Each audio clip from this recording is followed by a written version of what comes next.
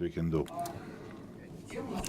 The topic is indeed rather complicated, and the topic is complicated, as you would agree, and it's totally unclear to what extent this topic is able in our country to take root and to fly.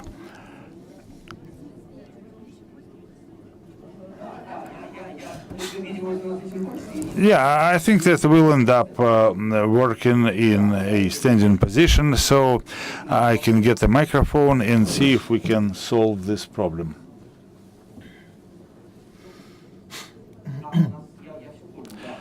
Oh, I see. Now, Vladimir Averbach come in the stead of Vasily Yeremenko, so Vasily Yeremenko's name tag or name plaque will need to be replaced. I believe that it's one of the important points, the quality of our data, of the data that we get to work with, both artificial intelligence and natural intelligence. My request to you would be whether we could put the only slide on the screen.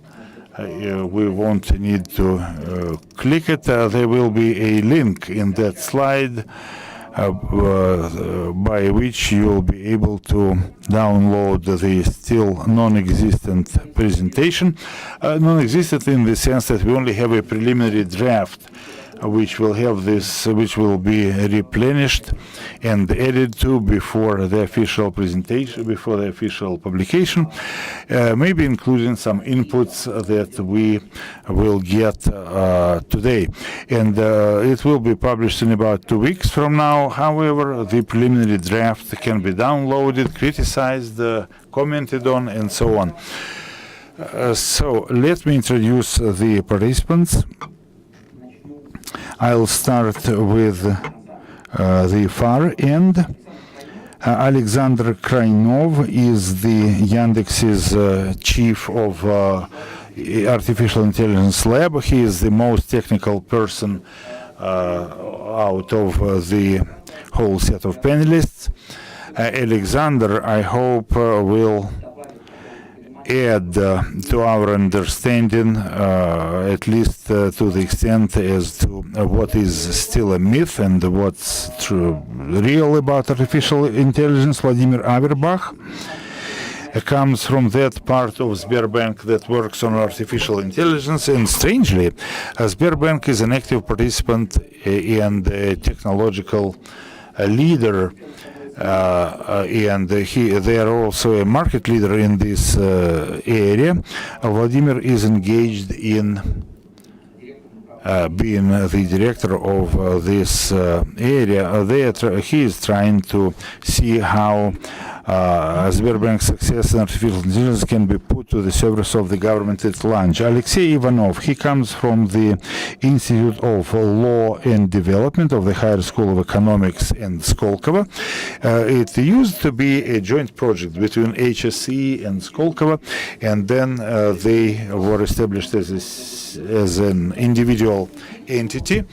Working on law and development, and he's one of the few people who has an understanding of what needs to be regulated as far as technology is concerned in the modern world. So he is part of the effort to figure out what we can do about artificial intelligence and regulations surrounding around it, because there are lots of problems. Nikita Utkin, he heads programs at RVK company, and he is also the chair of the technical committee for standardization of cyber systems. And this committee is supposed to be the standardizing authority, or at least they're drafting the standards associated with AI. Andrei Zotov is the managing partner of AG Consulting.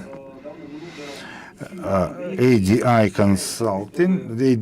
Consulting, he spends a lot of time making sure that Russian technological startups grow successfully and existing ones develop successfully. And he has the best understanding out of all the panelists of the state of the business associated with AI. Igor Agamirzian, he is the vice chair of HSE, Higher School of Economics, and in addition to being the vice president, that school also has a lot of potential with regard to artificial intelligence. They have a whole department of computer science, and they have one of the strongest teams in the country. Igor, in his previous life, was a great IT expert. He has a really good understanding of the technology, the current state of the technology and its links with real-world processes. Oleg Fomichov is the strategic planning director of RANEPA holding company. In addition to his regular duties, so to speak, it would be interesting to know that the organizers of this forum several times would mix up where Oleg comes from. They kept mentioning the Ministry of Economic Development, but Oleg is no longer with the ministry, although when he was the deputy minister, vice minister, he was responsible for innovation on one hand and for strategic planning on the other hand, and the introduction of AI into our daily lives is certainly counts as a strategic thing. That's why I asked Oleg to participate in our discussion as someone with a good understanding of the field, which is still unclear to many of us, I assume. And one of the key outcomes of our report is that it would be great if our country could develop a strategic position, a strategic standing relative to artificial intelligence, because whether our government is going to use it or not going to use it, what the benefits may come, may be sought in relation to artificial intelligence. And other participants who has chairless. He is Anton Lebedev. He is the deputy director of National Government Department of the Ministry of Economic Development. And the question to him would be whether we are going to replace bureaucrats with artificial intelligences. Let us see how things go. I hope that we'll have enough time not only for the speakers but also for the audience to come up with their comments and questions. I would like to ask Alexander the question to be the first one to speak. I have two principal questions to him. The first question would be myths and reality of artificial intelligence through the eyes of a specialist, of an expert. Well, currently, what you can hear from every kettle, that artificial intelligence will do everything for us. It will replace us. Human life will become completely different. But when you start talking with experts, things become more complicated. They would say, yes, sure, sometime in the future we only need to solve a few dozen problems. We also want good quality data for to be used with artificial intelligence. So I'm trying to understand what's going on really, how stable or reliable AI is as a technology, so that we could organize some government processes around it. Because in Russia we have some Russian technologies, and when we speak about using them in the government, then it immediately brings up the issue of technological sovereignty and security. So if you could use some short words and use 5 minutes to talk about that. Just press the button.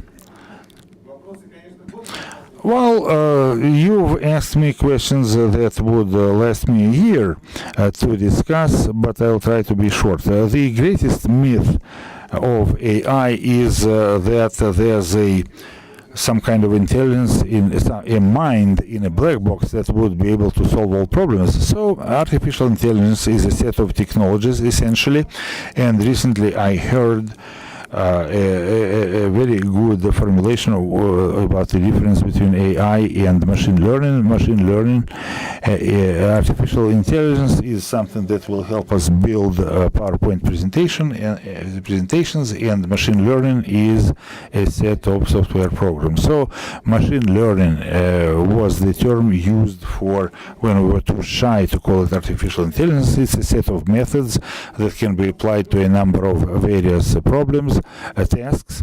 So a conveyor belt can be used for baking buns and for assembling cars, but they would be different conveyor belts, and artificial intelligence are like that. So we can put artificial intelligences into a single box. They would be like a Swiss Army knife, a set of various tools. Whether or not AI can solve various tasks, it has been solving them for a long time. We were too shy to call a spade, and calling those things artificial intelligences. So search engines are artificial intelligences. So we do not write any, anything you can find with a search engine is artificial intelligence at work, because we can't explain in all cases why what pops up on our screen is what we get.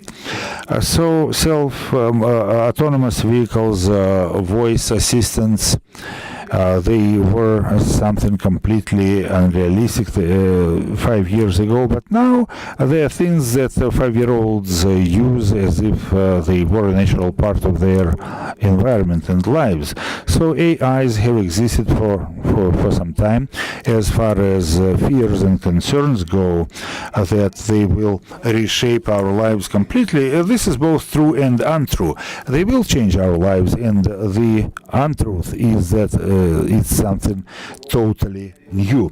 Our lives have been transformed with electricity, with cell communications, with steam engines, with information accessibility. So we are talking about the same scale of transformation, maybe a little bit greater, but humans are not going away anytime soon.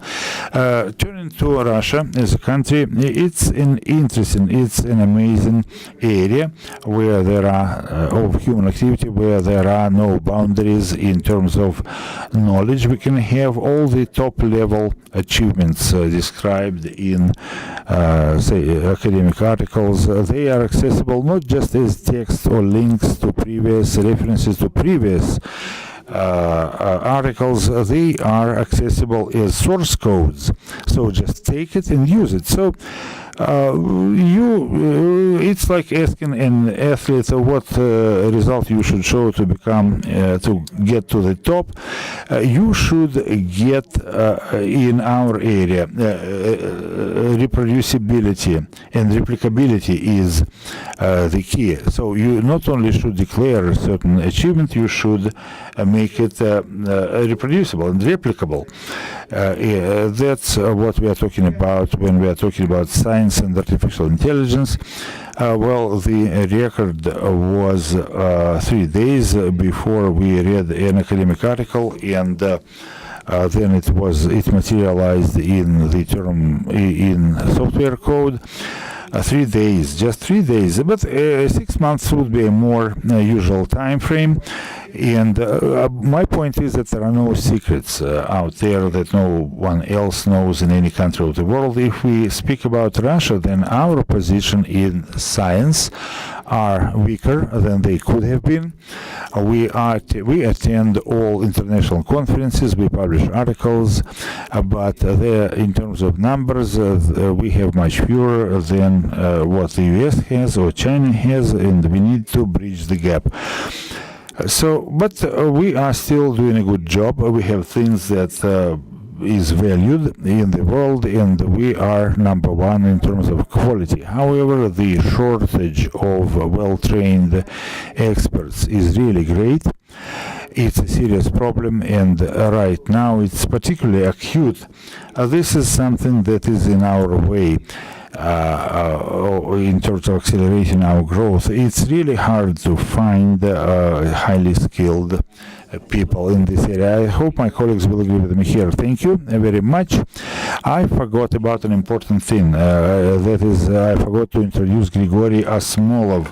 He is sitting in the first row. He is a researcher with the Royal College of London.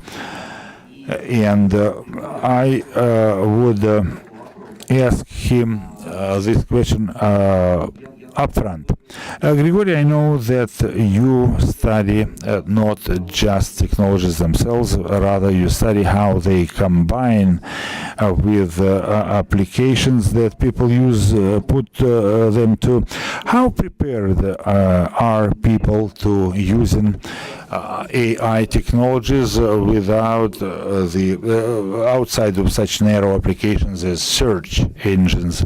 Well, thank you for your question. I'd like to stand up to be better visible. What we are doing, we are studying technologies such as AI in the context of social structuring of those technologies. It's important to us to emphasize that technologies, in addition to technical aspects, are tools of communication and tools of creativity, and how we construe these technologies such as AI, we see it particularly vividly here. They define the models of development and the models of interaction between the government and users and developers. A London Business School singled out 4 models for interaction between the government and those who are working on AI. These models are applicable to quite a number of information technologies, but we are talking about AI in particular here. We see in the case of the US, we can see a passive government and the government as the driver. In China, the government as a regulator and enabler. That is an entity that creates the right climate.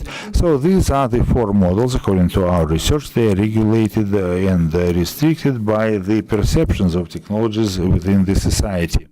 Whether cyber pessimists, those who are talking about risks, the key voices speaking about AIs, or cyber optimists, are the people who are talking about opportunities opening before us. So cyber pragmatists who modify their position in line with whose voice is louder. And they apparently have a larger audience that can affect how relations between the government and the technological community can be formed. In the Russian context, I would like to point out not just the technology itself and the relations between the government and the developers, but how social construction of the AI affects the relations between the developers and the government. Well, my next question would be, what is the bigger group in Russia? In RVK, Victor Bachstein led a study of social aspects in the perception of the technologies, and the outcome was that technological optimists are many in our country, but they are of a particular brand, of a particular variety, of a particular breed. It's not that they were in love with technologies, but because the institutional component is so poor that they would rather see AIs as replacements, like a AI judge, a robot judge would come, or a robot road policeman would come on the road, and they won't be corrupt and so on. So, the problem with techno-optimists in the Russian context is twofold. First off, in order for their voices to be heard, we need an environment that would be conducive to proper perception of the information. Unfortunately, we don't have that in all cases. The other problem with them is that usually they are cognitively more sophisticated than the discourse that cyber pessimists are involved in. If we look at the mass media, cyber optimists find it easier to break the ice on their way to a broad audience, and therefore they legitimize themselves and more rigid models of regulation. I think that we need to pay more attention to this problem and see how we can establish a better balance in terms of regulation between cyber optimists and cyber pessimists, at least end up with cyber pragmatics to create a correct information environment for the government and for the developers. Thank you very much. Indeed, I believe that things are even more complicated than that. Optimism in our case is communicated and expressed in various forms, such as the digital economy program. It already contains some techno-optimistic items. I am not sure that they can be converted into optimistic actions, but at the level of declaration, everything sounds just great. Now let us try and understand. On the part of the government, Alexander said that all these things are reality already. My question to Vladimir Averbach would be as follows. Vladimir is the director of Data Research Center and who is involved in joint projects with the government. What does the government want? What do they need from artificial intelligence work? What successes have been achieved here? Well, what the government needs is about the same thing as a large service company, basically. So, such as the incoming mail could be automatically processed and a draft resolution be prepared, be compiled, and the data collected for such a draft resolution. Yes, basically the conclusions and analysis that comes from looking at a large number of, let's say, petitions from the citizenry. And Alexander mentioned quite correctly that even today we have a lot of methods, mathematical methods already accumulated, that in principle can be implemented right now, immediately, by the government, among other agents. But, you know, artificial intelligence is the next step relative to digitization. And here we need to solve a few basic problems, such as you know, this story of highly skilled experts. People are fighting for them. Large companies and small companies, commercial entities are fighting for them. So the question is, how do they come to work for the government? So how should such people be trained? Then the question of qualified customer is also important, especially in the context of artificial intelligence, because we are talking about the boundary between regular digitization and mathematical modeling. It requires a pretty high qualifications on the part of the customer, of the client. And when we need to put something into commercial operation, set up things, test and try, those things, fine-tune them, and so on. So there's a whole chain of preliminary conditions in order for us to be able to release a number of people who are now busy answering people's petitions. So in order to achieve that goal, we need to meet a certain preliminary requirements, pre-requirements that are not easy to meet, even for large entities such as the government or big corporations. Today, a big risk-oriented approach is something is all the rage. And you know, now I need to distribute my resources wisely. What checks and tests I need to spend my limited resources on? And artificial intelligence can do a good job there, if provided that the data is correct, that the modeling is right. then the government can know better what organizations they should go to and what things they should look at. Because during an audit,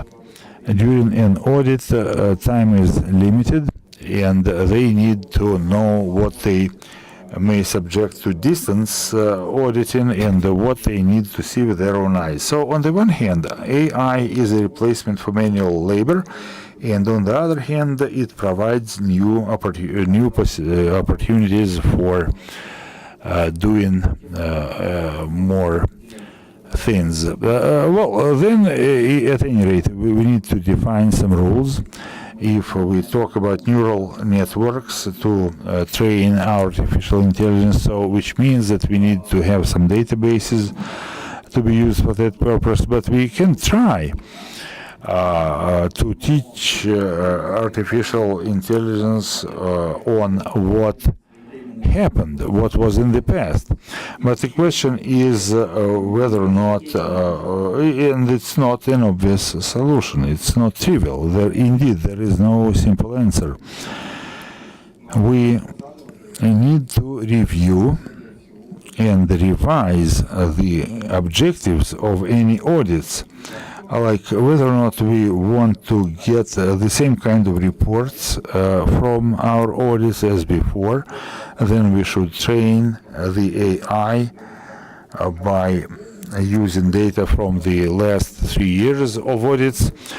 But then the other approach would be to first teach the AI and then see if it works using historic data.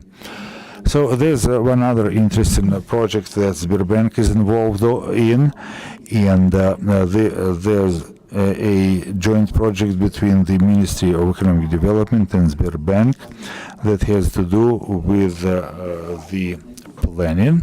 Thanks to AI, we were able to read all the documents of strategic planning that we have in the country. There are about 60,000 of them. Just imagine.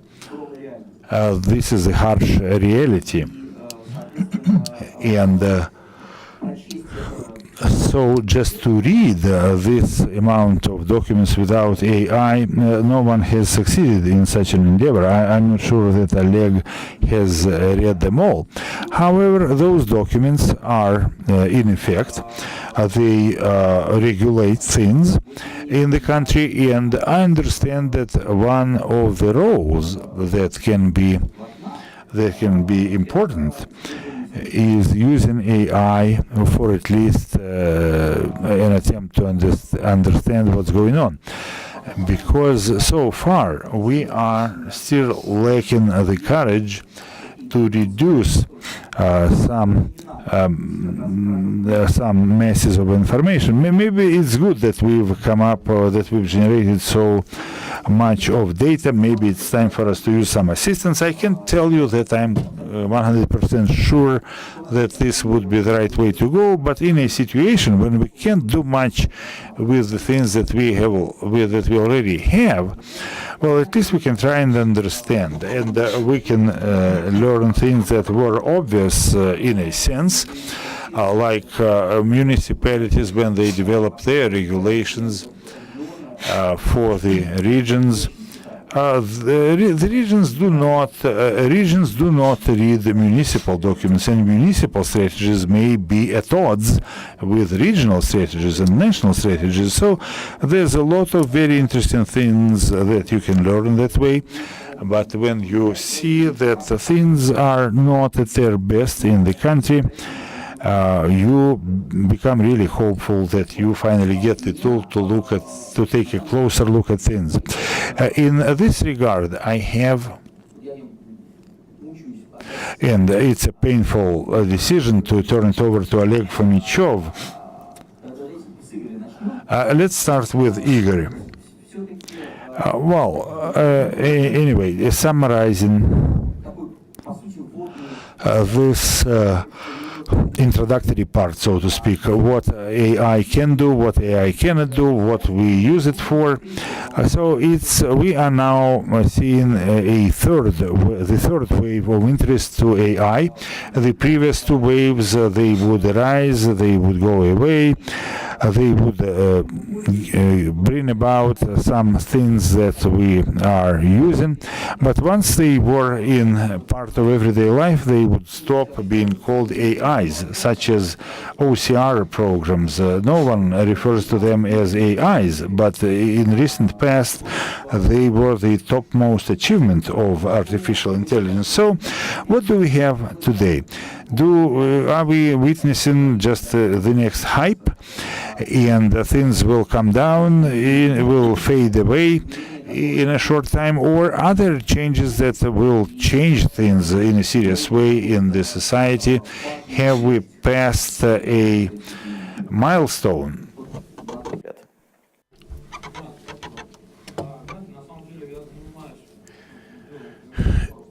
I've been working on this for 45 years. I don't think we saw waves. It went on and on and on. We kept working on AI since I was in school. You have said quite rightly that they label different things with artificial intelligence. I remember I did a thesis on AI right after school. At any point in time, people would call things that have not been put in commercial use AI. When they start mass producing it, they stop calling it AI. AI is not a technology. It's a range of technologies. It's a paradigm for human development. Since 1970, we have seen strong development of microelectronics and development of software. In the plenary session, Mr. Chubais has said that you cannot do much without hardware. However, hardware is essentially silicon, microchips. And the value of those microchips is not the value of the silicon. It's the software that fills the hardware, and that's what determines the value.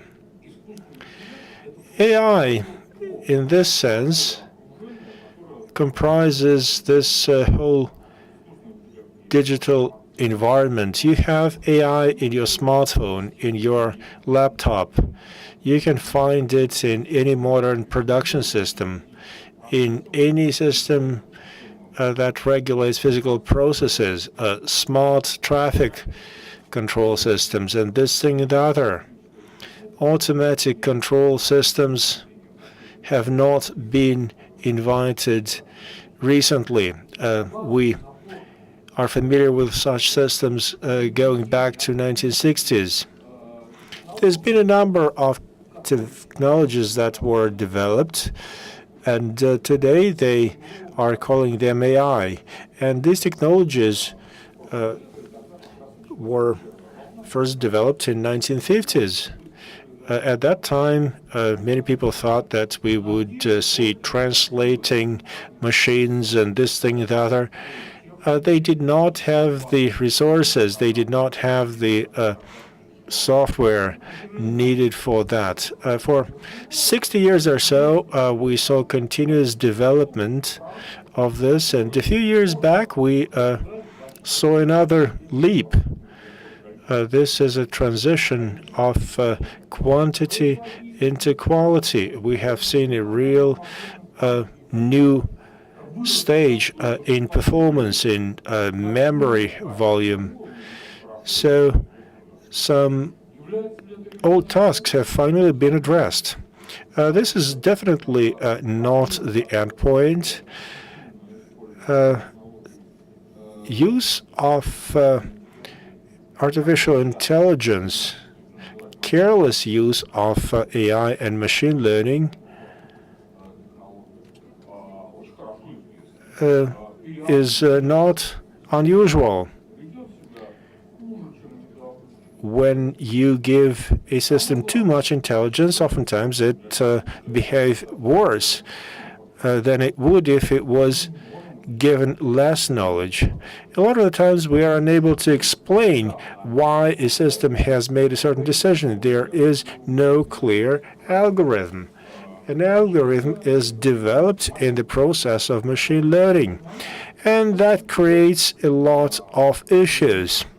And we oftentimes simply do not know what to do about these issues. AI is never perfect. People make mistakes.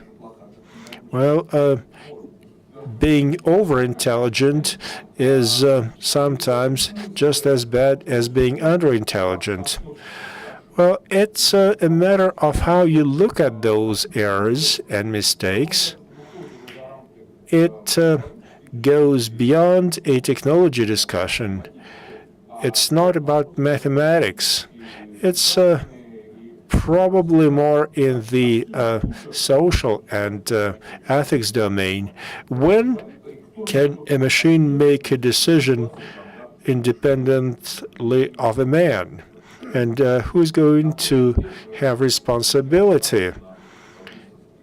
Last week, there was an interesting incident at a show in the United States. American driverless vehicle built by Tesla ran down a Russian Promobot robot. Maybe this was a suicidal robot? Nobody knows. No one knows who to blame. No one is clear who is supposed to pay who. Should the Russian company pay the American company for damaging a driverless car, or should an American company pay the Russian company for ruining a demo robot? By the way, there is another robot of that type on the third floor. So they offloaded this robot in a parking lot, and it went someplace, and a driverless car ran it down. So maybe somebody should press charges against the organization that did not create a system that would be friendly to robots and driverless vehicles. That's funny.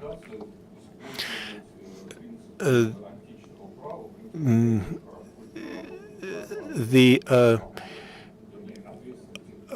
law systems have always been quite precise regarding responsibility associated with use of different instruments. I think we are going to have to do a lot of work in this field. Is it acceptable to allow machines to make decisions in certain areas? We're just starting to talk about it. I don't think that the discussions have been very broad. Artificial intelligence is there, definitely, and we find it pretty much everywhere. It is a part of the global technology landscape. It's a part of the technology network that surrounds us. The number of smart devices is much higher than the number of people living today.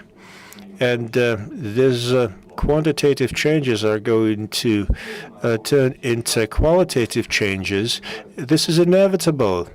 The complexity level of all this machinery is getting close to the complexity of a man. Well, there's a lot of legal issues indeed. Alexei, there's no choice. There are a few things that people keep talking about because they are of concern. This responsibility issue, it's quite obvious, and there's already been incidents that require attention.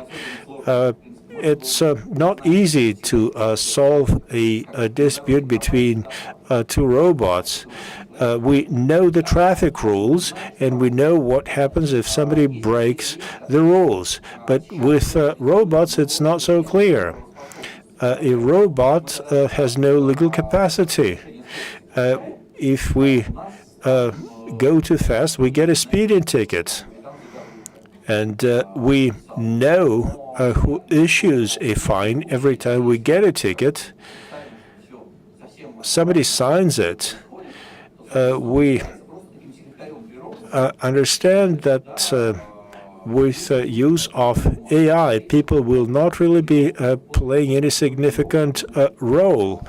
They may be just signing papers. And men would just be assisting robots who would be doing the meaningful work.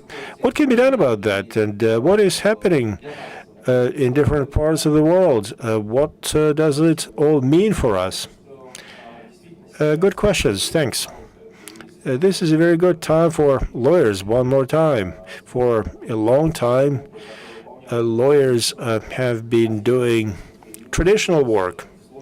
Now they have a voice in really radical new discussions. We have a gentleman from Sberbank. They want to replace their lawyers with robots. Well, that's different kind of lawyers.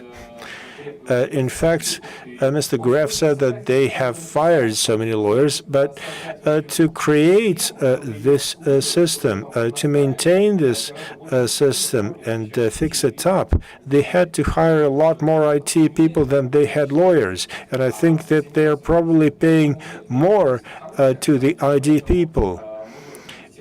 Still, it's a good time for lawyers. There's a lot of subjects for discussion. Blockchain and its role in the government work, and AI role for the governments, and this thing and the other. People often tend to think that there are things that cannot be addressed by the law. However, laws are very flexible. There's been so many different challenges since the ancient Rome that probably there is nothing that laws cannot address. So all the questions you're raising have been answered very many times over centuries. You just have to look back at history. Look at German laws. They have made some adjustments, and robots today are treated as items associated with high risk, and owners of risky assets would hold responsibility. Think about the time when automobiles were put on the roads. They were also viewed as dangerous vehicles. And look at where we are today. We understand that human life is the most valuable thing, but there are incidents and accidents of all kinds. There are accidents at big dikes, and as a result, we can have human casualties. Vehicles can kill people. Machine tools can hurt people. But we still accept use of all those machine tools and vehicles. This is just another technology. We should face it and admit it. The law is a very complex system that has very many layers. For law enforcement organizations, it is very important to decide what is significant and what is not. There are different kinds of law. If you look at the British case law, you will see that it is focused on the experience of the past. And lawyers analyze various old cases very thoroughly. We are dealing with fairness, we're dealing with human factor. We have judges that make their decisions based on their personal experience. All those things can be described in neural networks in one way or another. You can also see good examples in continental law. It's going to be a nightmare if our government starts implementing every law that has ever been passed. Everybody looks with a certain degree of discretion. That is a fact of life. We see it at all levels. Every individual makes a judgment on each specific situation. So there are sort of filters that people use at different levels. If we remove those filters, our lives are going to be a nightmare. We will all become criminals, and there's not enough penitentiaries to accommodate us all. I don't know whether neural networks can really make that judgment. Igor made an important statement. We do not know how those algorithms work. And we've seen some interesting cases in American courts of law. They now use machine learning algorithms in their work associated with the development of verdicts, with decision making on the sentences. You may not know how it works, but in the US, it's the jury that first makes the decision whether a person is guilty or not, and then a judge decides on the punishment, and it's always discretionary. It could be 3 years or 5 years or 10 years, and it's up to the judge. A judge considers many different things. Usually it takes hours in debates. A judge would talk to an attorney and to the prosecution and to all the parties.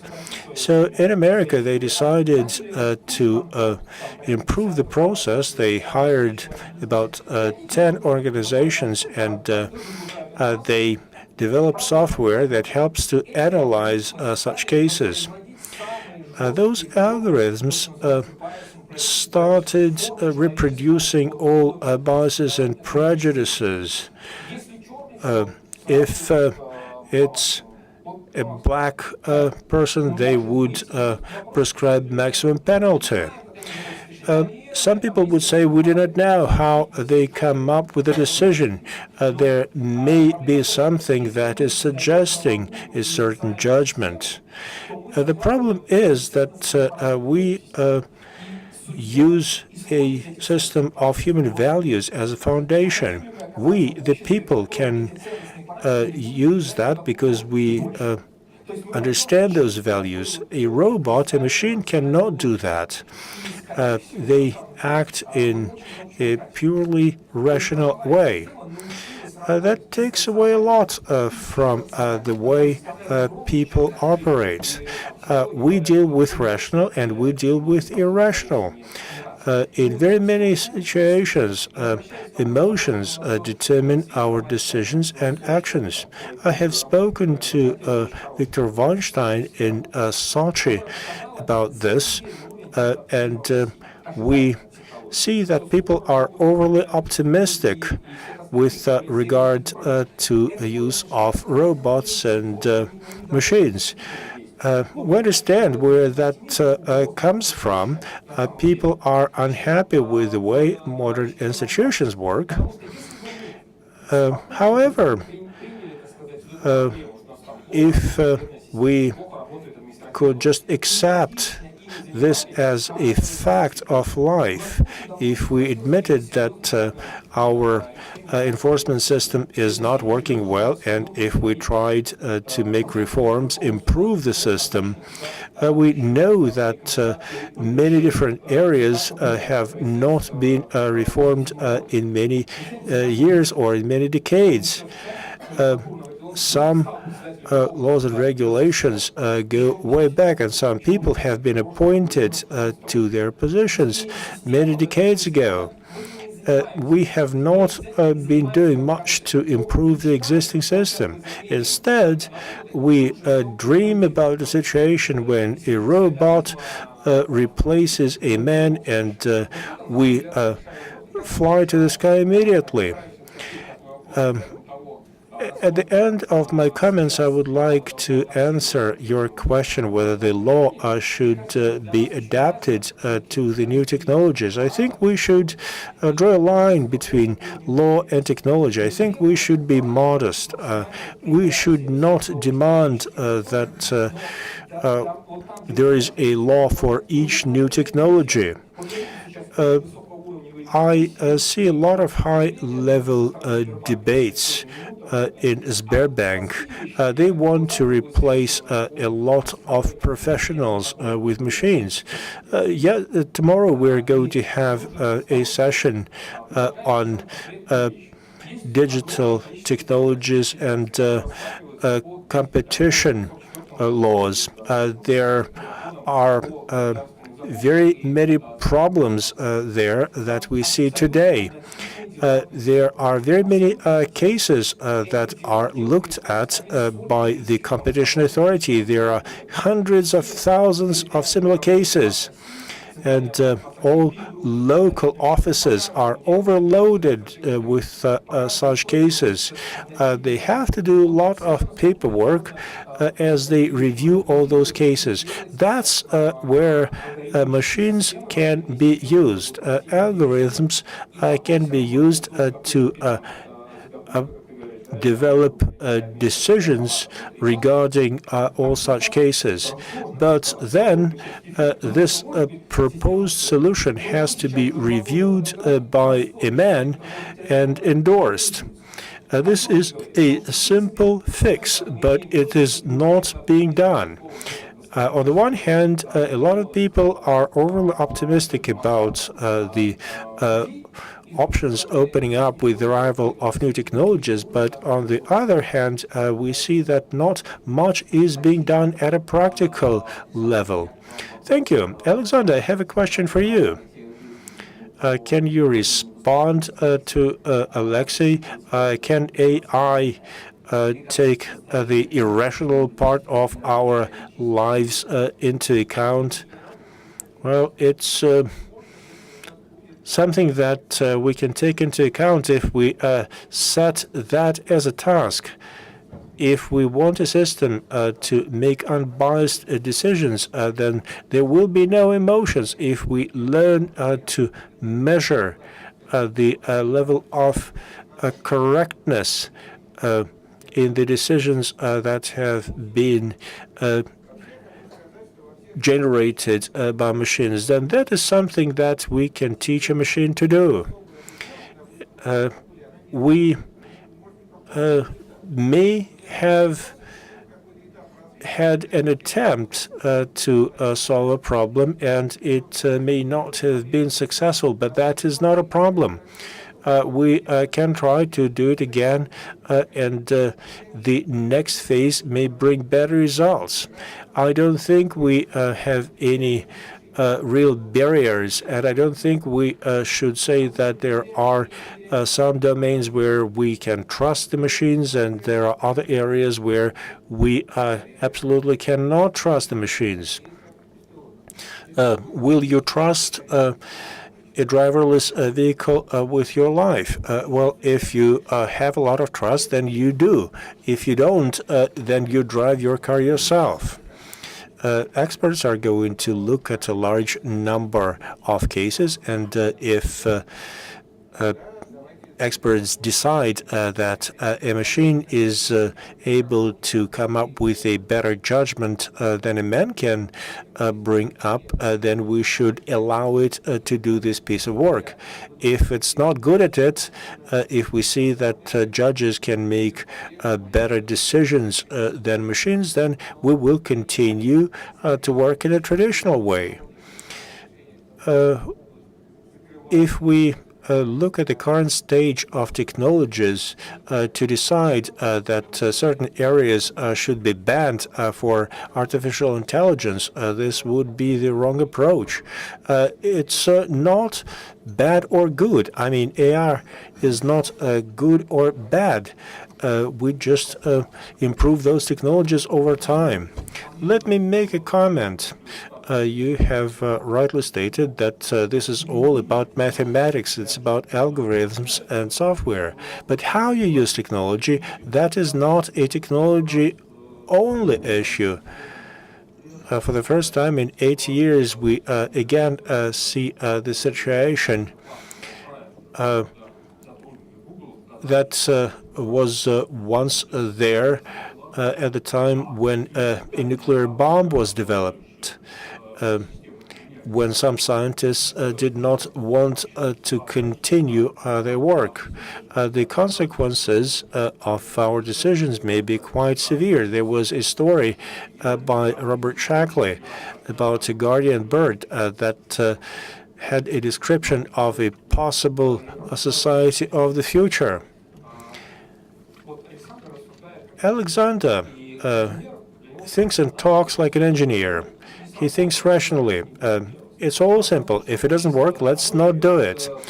The society has a lot of inertia.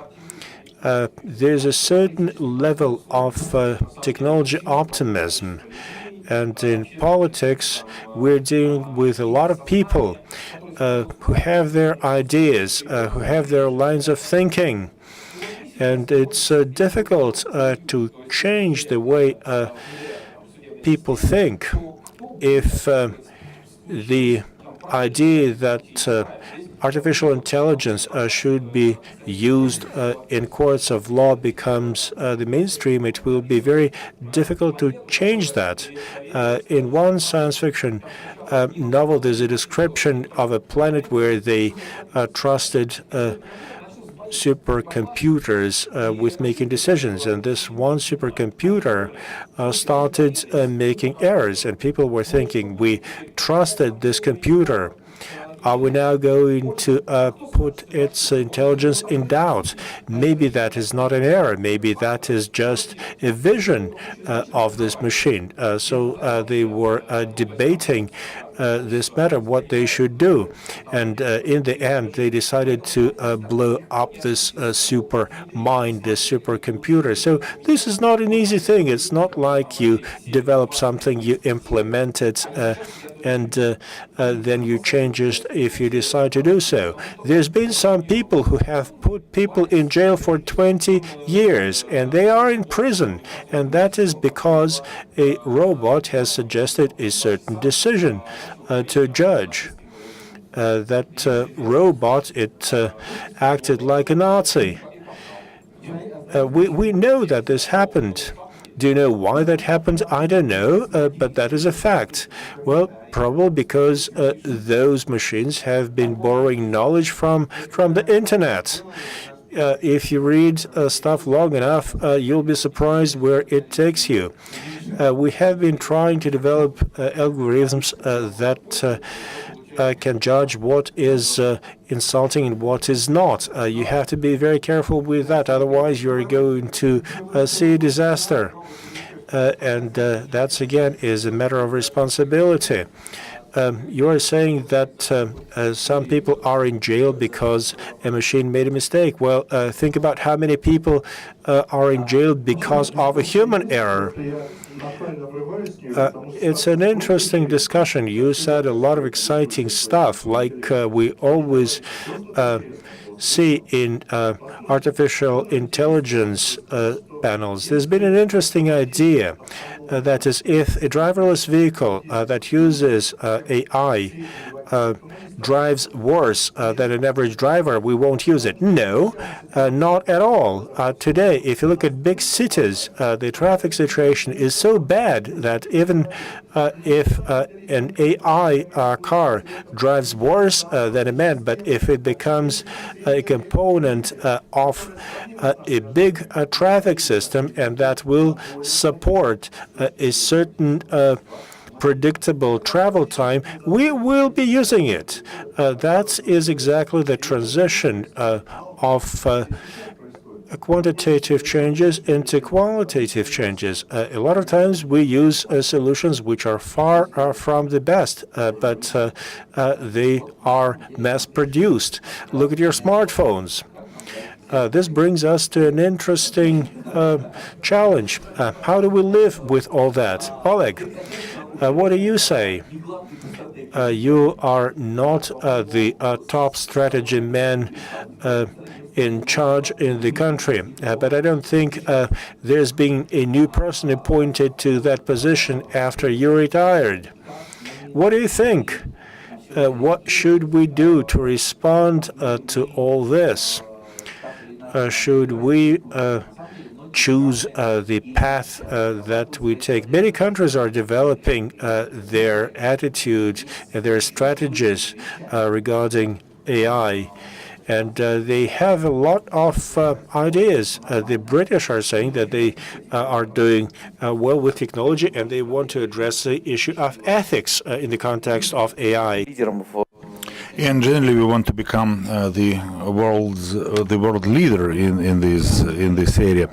For instance, the Italians, they are deriving a lot of practical benefits. They are introducing AIs everywhere. The Americans are trying. They're saying that once we have succeeded in reading the human genome, and we've earned a lot on that, and we are trying to come up with something to make even more money on AI.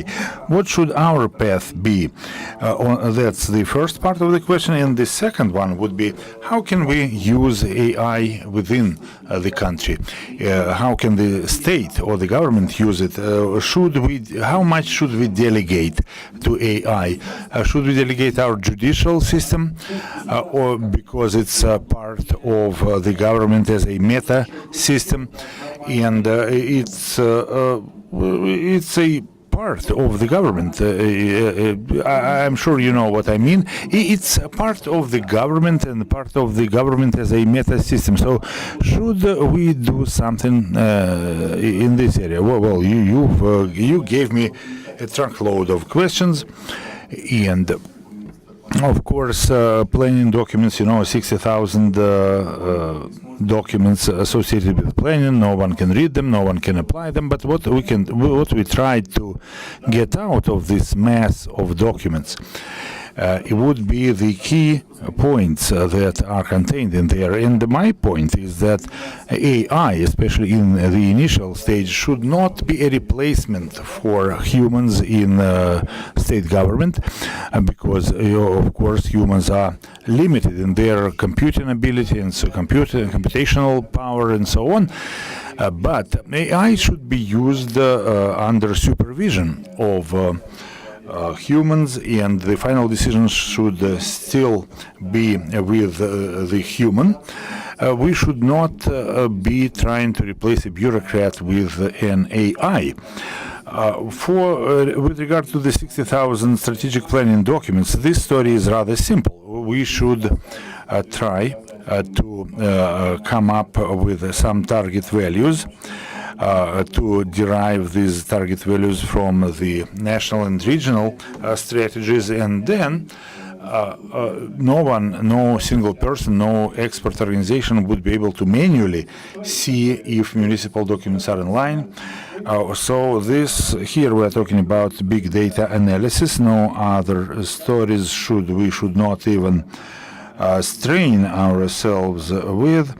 I think we should not hyperventilate about these things. We can easily deal with these things with simple solutions. But whenever we need to work with massive amounts of data, we will have to use AIs. As far as ethics is concerned, if we say what should be done first and second and third, it's hard for me to say. I think that ethics should be part of everything. And like in a human Bill of Human Rights, it should be universal. And I'm speaking here about interactions with artificial intelligences because it would be difficult for humankind to come up with a separate ethics for each AI, whether, especially when frontiers and borders are concerned, what can move across it and so on. So we need to just sit down and make agreement about these things. I think it's not a Russia-specific story. It's applicable across the world. It's a story about technology in general. And when we say AI, it's really hard to say that AIs is just a technology. And because when people say, when lay people talk about a technology, AI, they scare themselves with two key things that are specific to AIs, the techno-pessimism so-called, and the first being that a human who built a neural network does not understand how the software comes with a particular decision. And the other scare is that a software program rather than a human would make decisions that affect humans. And humans would have to obey such decisions, and that's what's applied to a lot of technologies, especially AI-related algorithmic technologies. Ruben and other colleagues of mine mentioned these things, and they are of greatest concern. And when we are talking about introducing AI into a government operation, we need to have a clear vision of how we can minimize their possible negative impact on our lives. And I agree with Alexei. Indeed, people can make whatever decisions, and some of them would be wrong. We are used to it because we've lived with this for thousands of years. But once an AI makes her own decision, and the greatest scare is that once AI makes a decision, humans will have to obey it. So at the initial stage, we need to have some kind of expert support where humans will have the final say. And we will not be able to get rid of decision makers no matter how much we wanted it.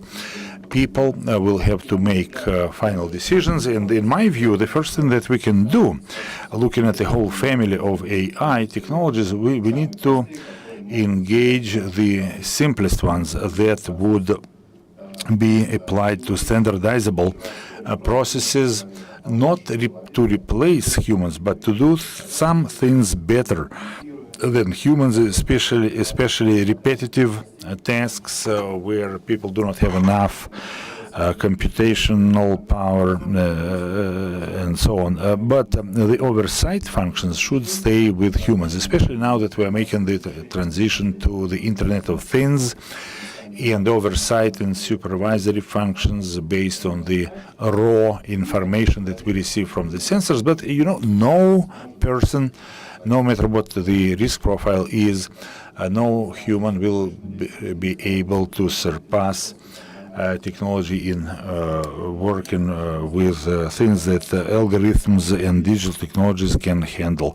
Whenever we have big data, and it's only AI that will be able to cope and come up with certain suggestions or draft decisions. What has already been mentioned here, that government authorities, government agencies, their documentation, the analysis of incoming mail and drafting, and so these things that can be immediately or very quickly applied to the current affairs, and that that involve minimal risks that were discussed here. But there's no way we should try to use any rigid measures or methods to restrict the application of AIs on a legislative level, because the economic benefits, the potential economic benefits, are so huge. There are estimates available how much the economy of any country can gain by introducing AI. Well, considering the returns on investment in AI, it's just impossible. So if we do not do that, then we'll have to do it later. But then we'll have to use the solutions developed elsewhere. So that's about it. And as far as strategic planning goes, there are stories where AI would be really useful. The first story I already commented on, the analysis of big data, planning documents, and an attempt to balance out that story. And another thing is the so-called risk analysis systems that need to process huge amounts of information. And this story is not about making independent decisions. They are about making analysis of data. Here we can do a lot in terms of self-learning. And we will get options how we can get things for Russia out of a lot of unstructured information, things that have the greatest likelihood of materializing in the few years to come, very shortly. I don't know a single analyst who would be wrong in 70% of their predictions.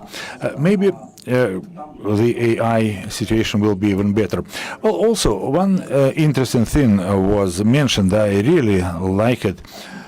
And we talked quite a bit about replacing bureaucrats with AIs at the level of intellectual operations. For instance, when bureaucrats simply move a paper from one corner of their desks to another. So my immediate question and my immediate doubt here is, indeed, I really like this idea of automating such simple tasks, but on the other hand, there's a simple problem there. A bureaucrat, an office worker, once they show up at work in the ministry, they would be hired for an entry-level position, and then they would be engaged in routine work. But during that period, they learn a lot about the cogs and wheels of the ministry. So we will teach. If we teach machines to do that, then we'll lose trained people. Well, it's not a problem at all, because we're not going to digitize those functions where people can learn and grow. We are going to automate those tasks that are routine and where people spend lifetimes sitting there and making spell checking documents and so on. So if you want to they say that if you want your new hire to resign in a couple of months, you just assign that employee to carry in paper for signature and so on. So there are much better ways to teach and train our workers, our government, our public servants, to make them more creative, rather than using them for doing such dull, tedious work. Let me try, Andrei, let me try to inject another topic. Recently, a very respectable customer approached us, a state corporation. They were interested in developing innovation technologies, digital technologies, and we got a chance to look at a number of very interesting documents. We looked at what the United States is doing. Their Ministry of Energy publishes very interesting documents, DARPA and NASA. Then we moved on to Europe. Status 2035 is an excellent, very interesting set of ideas. Even in those documents that were adopted based on open discussions, in spite of between experts, there is no single terminology, a set of terms, in spite of that, which causes a lot of confusion, which is reflected in our documents. So in our documents, 64, we haven't read all the 64,000, but we only looked at about 100 effective documents, and depending on which agency issues the document, they use their own terminology, which was obviously known to the analysts who drafted the document. So unification is not there to the extent that the so-called big data, when big data is not covered by the program for technological development. Isn't this weird? So I think that the gnoseological basis on which we should be building and using to build our predictions, there's no single terminology, there's no single language that would be used either abroad or in Russia. So I think we need to come up with certain thesauruses or glossaries that would be updated from time to time, but they need to be there. A very interesting attempt we saw from with our colleagues at the Imperial College. They tried to classify all the suggestions in terms of their breakthrough nature and when they can materialize. It's an excellent thing, and if we were to do similar work, I think we'd be much better off, especially our goal-setting agencies, simply because there you have to integrate the results of the outcomes of all kinds of efforts. It would be quite interesting to work with what our Chinese colleagues do. Our Chinese colleagues over the last year invested for anywhere from $18 to $22 billion into AI technologies. We started looking into what they mean when they say AI. It's yet another set of ideas which is not identical to what other people call AI.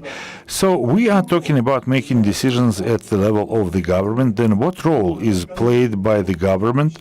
Maybe we can the China is not doing the same thing that they are doing. And in fact, in Russia, it's not clear what government funds are used for. And this results in some sad things at later stages of the process. For instance, all the programs that I mentioned, the first three top priorities is introducing AI technologies into government. There are countries, there's a single country that does that, and it's our country. But if we get into the areas that are funded by the government in terms of AI research, it turns out that we have a lot of support. There's a lot of funding coming our way. Russia. But from the strategy documents, it doesn't follow that AI is a priority for Russia, except President mentioned it once while making a speech, but our documents do not reflect that. Moving on, depending on how you define the basic set of notions, of concepts associated with AI, the scale of funding by the government can be either hundreds of millions or billions of rubles. So you feel the difference, as they say. So we do not know what area we want to govern, which we want the government to rule. And it really confuses things in terms of the role of government. There's another curious thing. When we started looking at what topics from year to year, at least for 7 years, have been funded in the area of AI, and we discovered an amazing thing. Over 50% of developments are R&D work that are continuations of war efforts that had begun in previous periods. Is this bad? It is, because R&D does not generate solutions, has not generated so far solutions that make our country more that are not putting our country in a better competitive position. They do not come up in specific applications or technologies. So why? We've been involved in R&D for tens of years. Many companies and institutes are studying AI, but we do not see a lot of AI in our daily lives. Well, getting back to our previous discussion, how much AI is there in our lives? I travel a lot. Abroad, and my passport was full of stamps. If you go to the passport office and ask them for a new passport, how much time would you have to wait? 3 weeks. 3 weeks. 3 freaking weeks after your initial visit to the office. But then, moving on, if you believe in the concept of artificial intelligence and then put your request online, your application online through the portal, for how long would you have to wait? For 4 months. 4 damn months. So isn't it amazing? So my company is modest and small, but we conducted a number of polls, public opinion polls, and collected the results. How do you think our engineering community evaluates the prospects of usability and usefulness of AI's technologies? What would be the priority fields? Telecom, 59%, commercial and professional services, 43% of people believe that these things are priorities. Financial services, 32%. And services to customers and clients, about 30%. And, the government performs 2 important functions. First, sovereignty, meaning security, and the second function would be providing services to the population, to the people. And so we need to work on making their services better for us. We should not care how many bureaucrats are there. We can only set one goal, one objective: to make the time needed to get your passport shorter. So I showed up at the MFC center. They have photo cameras. They can identify me instantly. I've brought my passport with me. It's 100% authentication at the time of application, so they could immediately understand who I am, what I am. They would immediately know how much money I make, whatever information. I am completely transparent to them, and they couldn't just print out a new passport for me. When things are like that, then I believe that it would be a good outcome of AI application to the government, by the government. But I'm not done yet. Sorry. I mean, you all made such interesting presentations that I couldn't interrupt, but now it's my turn. So let me speak out. So let's think together why many organizations are not motivated to continue developing their projects toward higher levels of commercial preparedness. There are 9 levels internationally, coming up with the idea, and the last level, it would be preparing something for mass production. So why are we doing such excellent work in steps 1 through 5, and then things slow down almost completely at the implementation phase? So we need something there, clearly. We either need a kick from the government or an economic situation that would require that the product be brought to the market. Why doesn't it happen through the economy? Let us look at non-government-owned companies that develop that develop such products, such systems. In terms of numbers, we have hundreds of companies and organizations. They fall in the category of medium-sized businesses, with the exception of giants such as Mail.ru, Yandex, and so on. There are only 5 of such behemoths. But I'm talking about the masses of companies and what's going on there.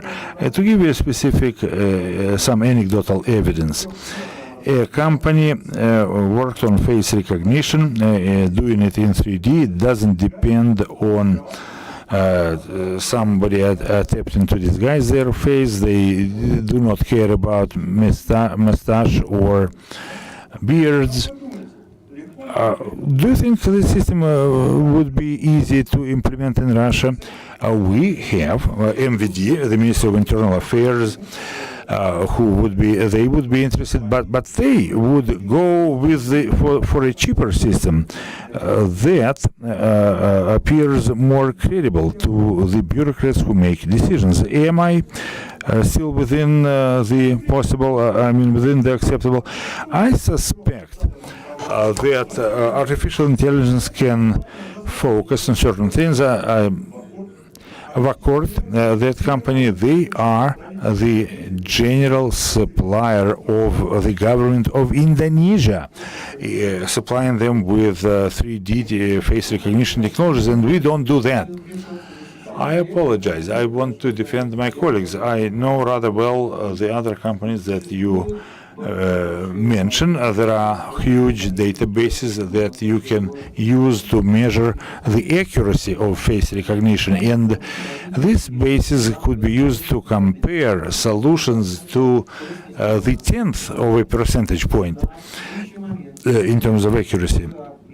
So state-of-the-art methods or state-of-the-art solutions that show the most advanced results, the 3D model does not give us a lot of benefit. It's just another approach that can be used. But non-3D modeling methods, they provide results that are just as good. So we can, of course, 3D is better in terms that you can't fool the system with a photograph. But 3D features are built in a certain way, but building 3D models manually, no one is doing that. It's really slow, it's really ineffective, and it does not give you better results in face recognition. In serious companies, and I'm sure you know Vigilabs, a company that Sberbank invests in, they show excellent results. They are quite good in building 3D models, but for face recognition, it is not necessary. Well, I haven't finished yet.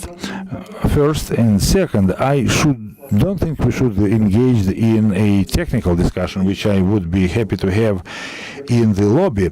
But let me give you another example. There's another excellent Russian company that works in that is based in Zelenograd. They developed a software-hardware system that can provide a predictive protection of the perimeter. The system doesn't only see what's going on the perimeter and sends an alarm to the responders, but it's a system that can predict the behavior of all objects that are on the periphery, in the vicinity of the perimeter. That system did not find an application because it's slightly more expensive than the competition. And for instance, in order for as far as the airport security standards go, to check a check mark. So, and the check mark is there is a perimeter surveillance system check.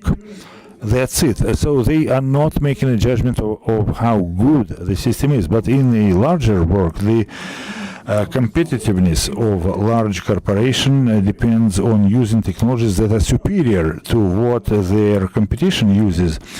And it works everywhere. Unfortunately, competition at the level of large corporation quite often is in the area of getting the better access to decision makers, to politicians, and not because technology A is better than technology B. several fold. So that's the system that our economy is based on. I'm not criticizing it, but it has an immediate effect on the topic of our discussion on the development of artificial intelligence, because some technologies that could have been used by large players in Russia are not used because they are slightly more expensive, and that's when we lose our technologies. Technologies go abroad to other countries. They conquer markets there. It's good in itself, but I'm sorry that we don't have these things in Russia. So that's the end of my presentation. Thank you. Well, thank you very much for your presentation. And I'm trying to figure out who should speak next. Who should be the next to speak? Let's start with you. The use of these systems by the government. Yes, many countries, and especially those countries that use those systems within their government systems as an important element, and they would adopt strategies such as Italy and Saudi Arabia did. What are your expectations? What's going to happen in our country? What are your expectations, and what's your opinion as to what should be happening relative to what is likely to be happening? Well, it's difficult to make my presentation because when I was listening to my colleagues' presentations, I changed my mind several times as to what I was going to be talking about. But in spite of the well-known line that Russia's past is glorious and Russia's future is bright. But, you know, I'm a skeptic. We, of course, have a national program, digital economy. We have a set of documents, and Oleg is heading up a working group. I would remember how we tried to put some words about AIs into the program. So we had to illustrate how bright our future was going to be. So to elucidate that, we decided to add a few words that at a certain stage AI would be much in demand, and supervisory activities and oversight. If you take a close look, you will see that they just inserted the language about digital technologies in various chapters. What is the problem that I see? At this point in time, people do not appreciate the underwater part of the iceberg, that is the artificial intelligence. This underwater part is huge, it's colossal. In my job, I worked for a supervisory authority. I now work in the ministry. There is a task. It's quite simple, and it's not directly related to artificial intelligence. There is a task to convert all entries and inputs in government registries to digital form.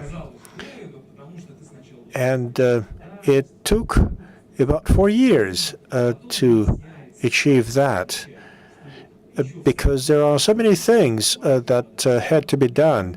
A lot of papers had to be signed. A lot of regulations had to be passed. People expect to see a permission or regulation or a guidance of some sort. It makes every story very long. It's just one tiny little step that we made, but it took a long time. So I will say that at this time we will see some very simple functions given to AI. Let me give you a personal example.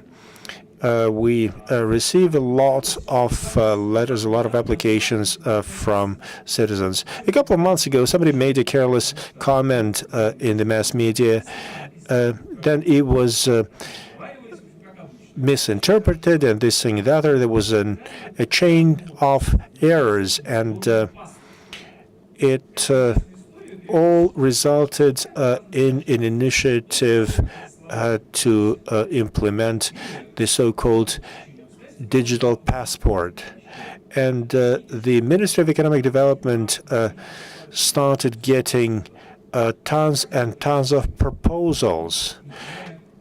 People would write to different organizations. They would simultaneously send copies to a dozen different organizations, including the United Nations. And then all parties start reviewing that application, and if they see that it does not fall into their jurisdiction, they will resend an application to another organization. Every organization deals with a certain scope of issues. There's a description of its functions. And for different reasons, those descriptions may be rather vague, and they may be misleading. It is not easy to figure out which government agency deals with specific things.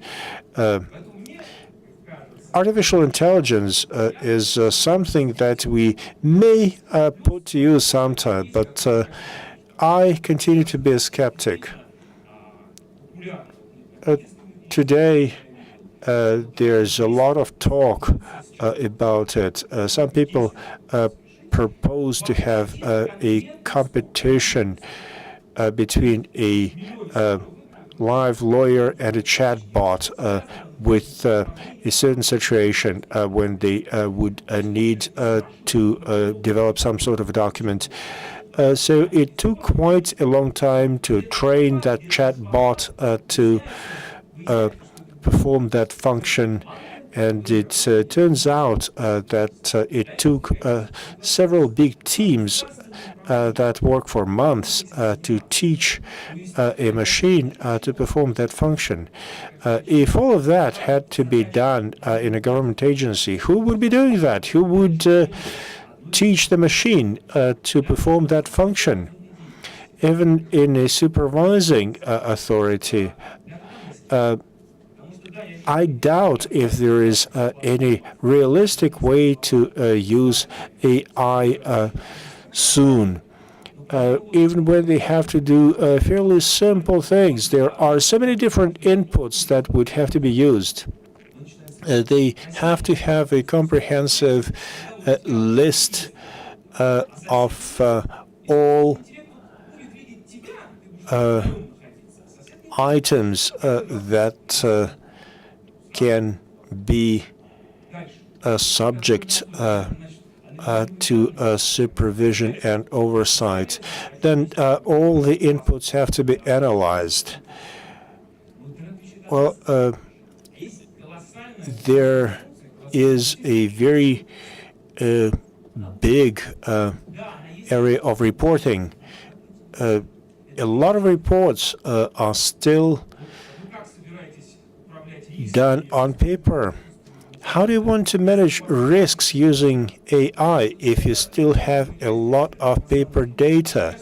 This part is like the underwater side of an iceberg, and I think it is going to take years for the AI technologies to become usable in public administration. Look at the federal level organizations. The way you use information technologies is not the same in every organization. That happened for different reasons. There is a big there's a big challenge associated with that. Some organizations have accumulated huge volumes of data. There's so much data that agencies can do a lot of things with them, with this data. This data could allow to support a lot of functions that different organizations are performing. But it has to start with the system based on use of this data sitting in the data warehouses. There are many considerations that do not have to do with technology that have to be considered as well. So I guess we have to learn to address simple tasks. Mr. Graf said that you first have to figure out how to manage natural intelligence before you use AI. When Andrei Zadov was speaking, he made one point. He was talking about standards and standards development, how we build different interfaces that would allow us to replace different systems. What are the requirements for reliability? These are important things, and it's not easy to build something that will be put to work immediately and that will guarantee high level of accuracy and reliability. What people do in this country and what is happening in other parts of the world, what is appropriate? Well, let me start by commenting on what has been said earlier. Who was to blame for that Tesla driverless car accident? It was the fault of the marketing officer who works for the company that designed the promo bot. I want to comment another thing that Igor Benovich said. Where we are today, about 5 years ago, we were advising to some government agency, and we made a report for this agency. Now we are doing a lot more work for them. That's a normal way things happened, and they will continue to happen in the same way.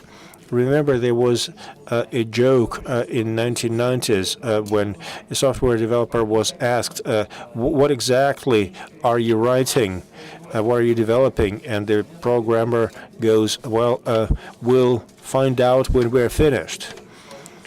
It is always difficult to be the last person to speak because other panelists have already mentioned all interesting points. We have a lot of very educated people in this room. We have a lot of lawyers in this room, so I suggest that we should do our best not to allow bad lawyers to kill the technologies. Look at the most developed economies. We see that Amazon is not using AI for ring, and they're using the wrong color palette and this thing and the other. And people are talking about all kinds of problems and challenges. There's a lot of negative press associated with this matter. and it drives us to the point that the government should regulate use of such technologies, and that is the easiest and shortest way to stifle this technology. We should take a look at the technologies that different people are naming artificial intelligence. We saw some in 1960s, and since then there have been a lot of very famous technologies that have received that label. We see that there's been a lot of profound work in this area that was done in the last 5 years. And it's not just marketing pitches. We have seen some new developments last year in 2018, and this work follows up on development of big data technologies.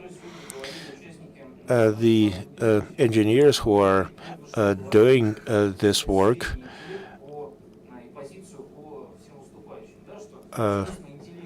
are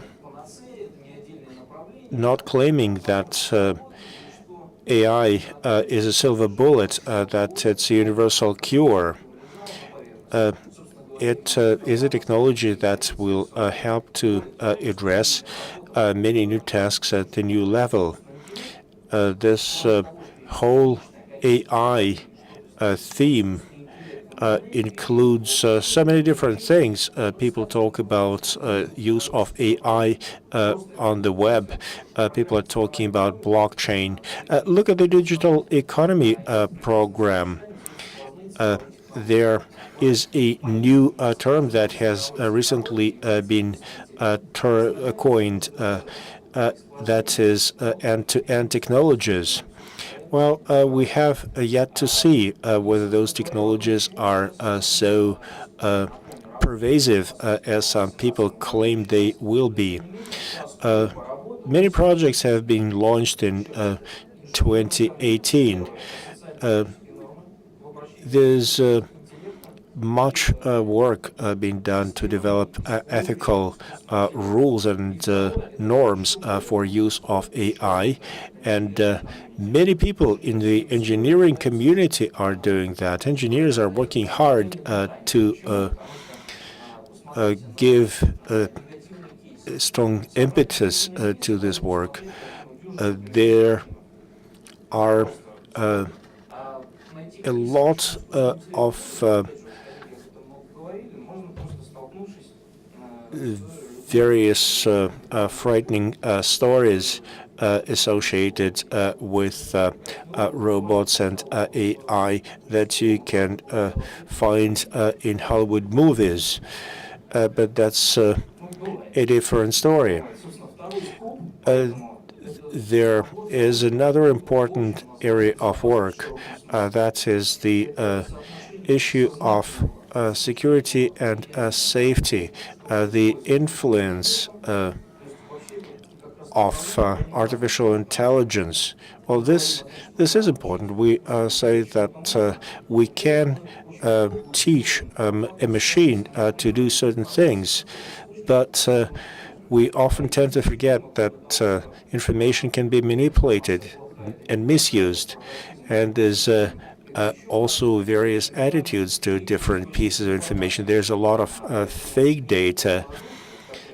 There are some products that become very popular today. Look at Ring. It's a perfect example. We have to do a lot of things based on simple trust. Many new projects are overlooking this. They need to launch a new product, and that is their primary concern. They are not so concerned with the reliability of data they're using. Startups, new companies want to launch their technologies, make them marketable.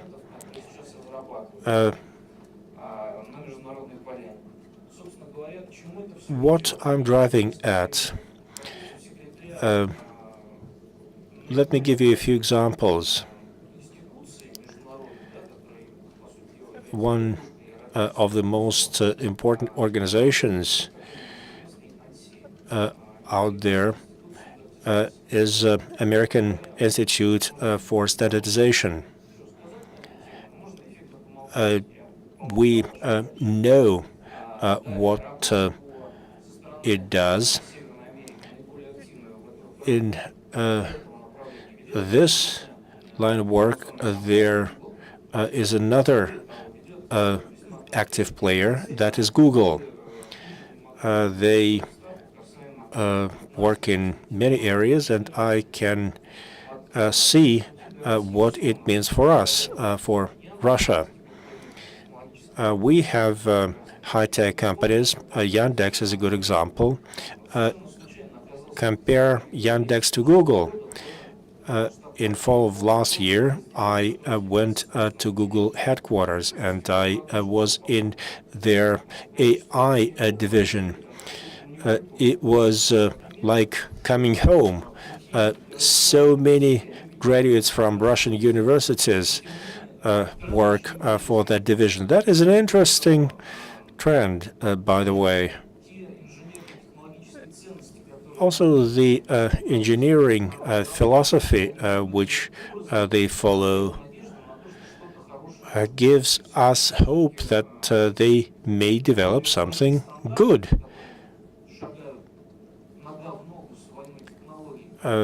There are many competing technologies, and that is a big challenge, but it's also important that we build trustworthy technologies, something that we can rely on.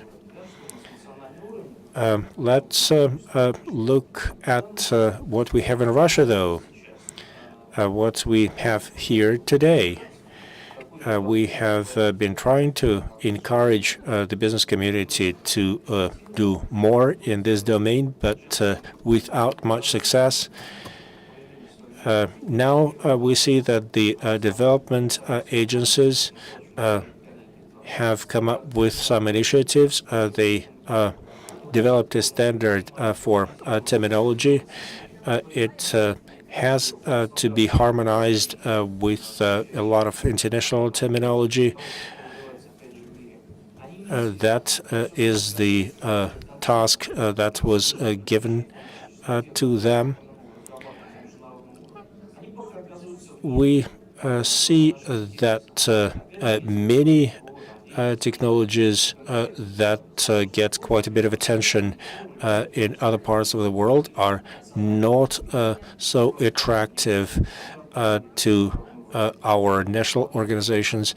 Well, look at where we see the hype. We have about 10 standards that have to do with smart cities, and we have to be quite careful with how we look at that. Let me also comment quickly on the level of optimism that we have with regard to AI. So many panelists here bragged of their knowledge of sci-fi novels by different authors. Hitchhiker's Guide to the Galaxy is something that I want to refer to. Remember this episode with the supercomputer, artificial intelligence, that was asked the biggest and most important question in life, and the answer it provided was 42.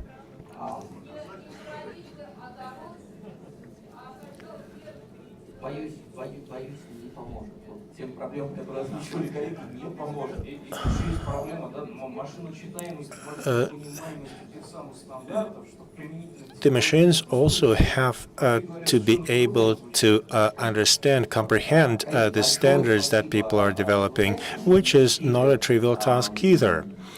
Thank you very much to all panelists. Unfortunately, we did not allow any time for questions from the floor. The materials that have been presented will be posted and can be downloaded.